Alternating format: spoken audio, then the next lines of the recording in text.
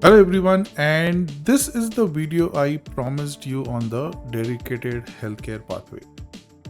Depending on what we saw in 2024 and what we are seeing in 2025, according to me, again, totally a personal opinion, according to me, dedicated healthcare pathway is going to be an important pathway for 2025. In fact, one of the most popular pathway in 2025, if not the most. So if you are somebody who is looking forward to this particular pathway, in this particular presentation, I will take you through some of the details of dedicated healthcare pathway so that everything is clear in your mind on the eligibility requirements or the other details of this pathway. I understand the way dedicated healthcare pathway has been laid out is a bit complicated, but I will try and clarify that in this presentation. So without wasting any time, let's get into the details of the video.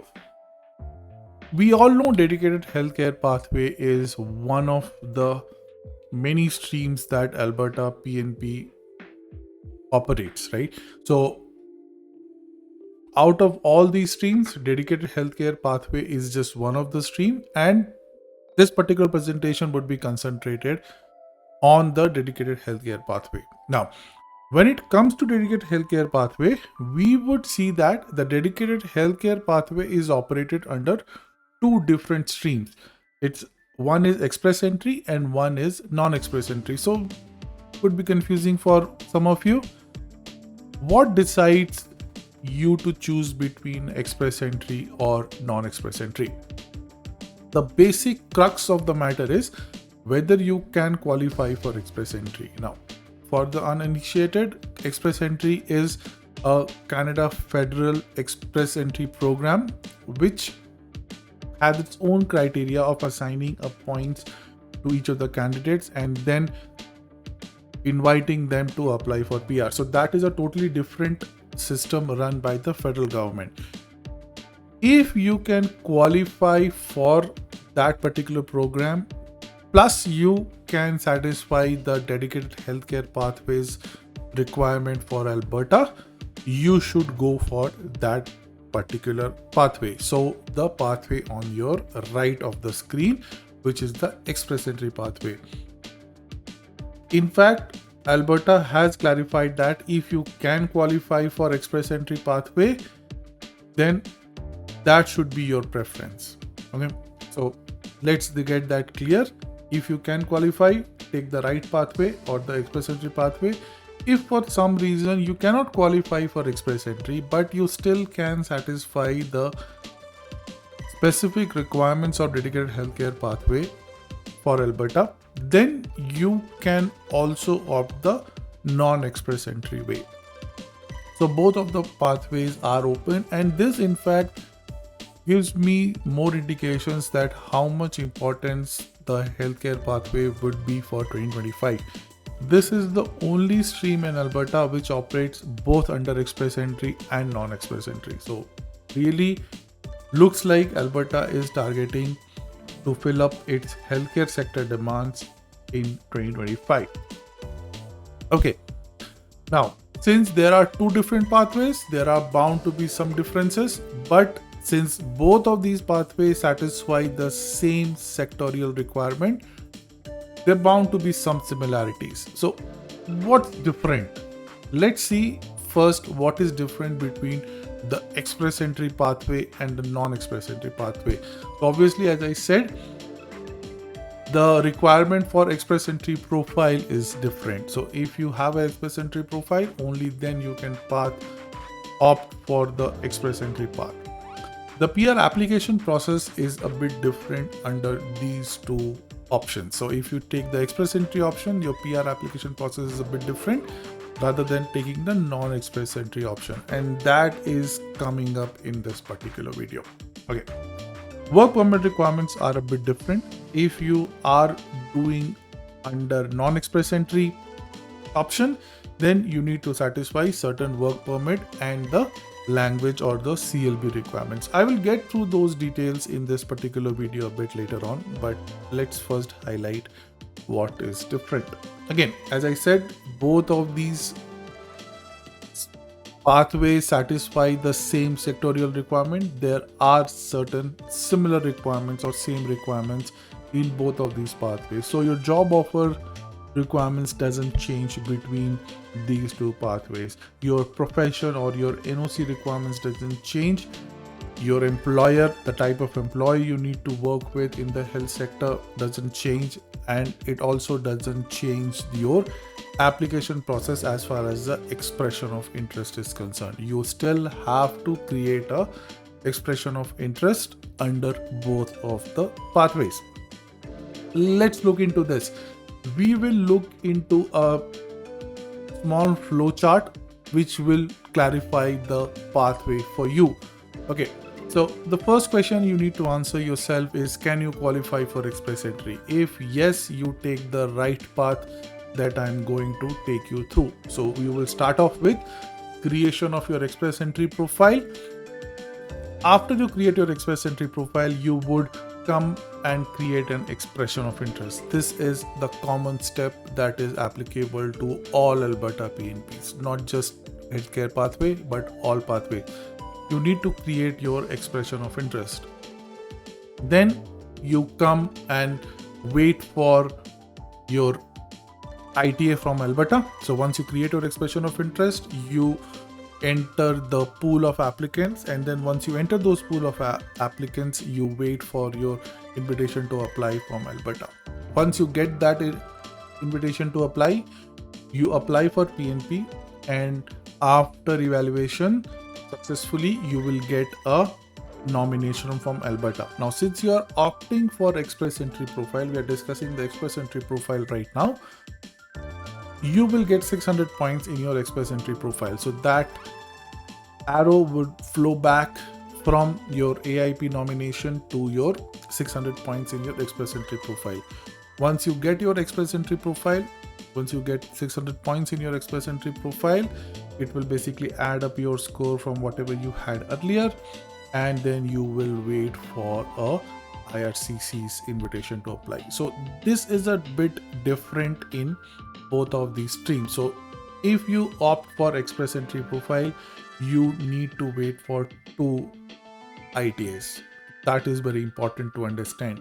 So you have to wait for 1 ITA after you do your expression of interest, and then next ITA after you get your 600 points.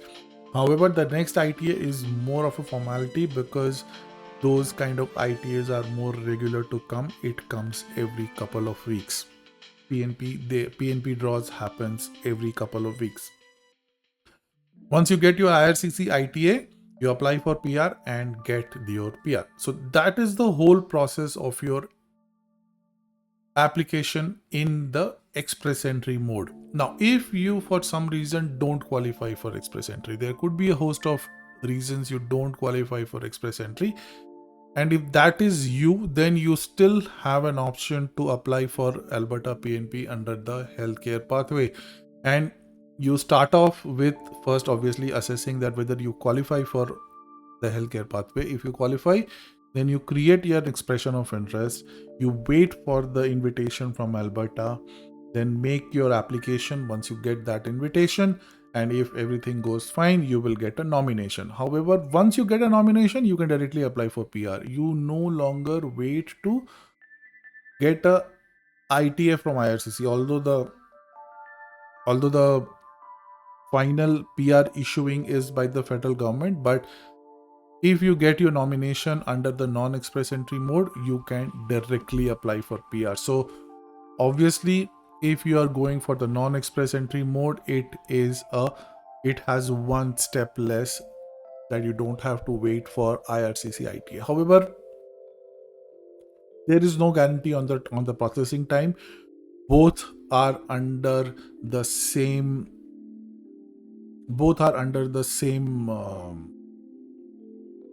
type, like both are considered a PNP application, so the processing time is more or less is still different.